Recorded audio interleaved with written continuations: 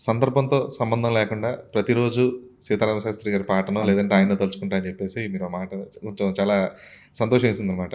అంటే ఒక senior most ఒక టెక్నీషియన్‌ని లేదంటే టెక్నీషియన్ అని కూడా అనకూడదు ఆయన్ని. ఆయన ఒక శాస్త్రవేత్త ఆ అంతే విషయంలో. అంతే నిజంగా మీరు కరెక్ట్ చెప్పారు. ఆ! శాస్త్రవేత్త. సో, సాహిత్య శాస్త్రవేత్త సాహిత్య అనొచ్చు ఆయన్ని. కరెక్ట్ బాగా చెప్పారు. Very good. Very good. So, అలాంటి వ్యక్తిని రోజు తలుచుకోగలగడం అనేది ఒక ఒక మా ఇంట్లో నిజంగానే వేటూరి గారి ఫోటో, శాస్త్రి గారి ఫోటో ఉంటుంది. హ్మ్.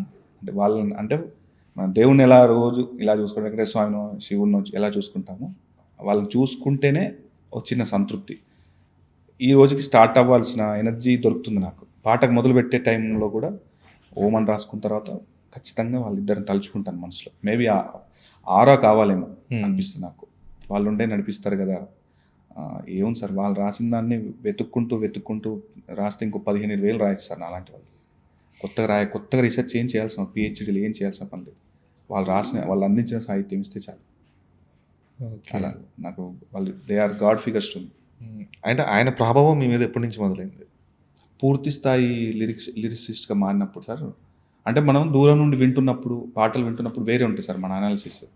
ఎప్పుడైతే మనం పూర్తి స్థాయి లిరిసిస్ట్గా మారినప్పుడు మనకి ఇంకొక యాంగిల్ ఓపెన్ అవుతుంది. సో అలా శాస్త్రి గారి ప్రభావం ఎలా ఉందంటే, మనం ఇలా రాయాలి అంటే దాని వెనకాల ఎంత శ్రమ చేయాలనేది నాకు ఒక ఎక్సర్సైజ్ మొదలైంది.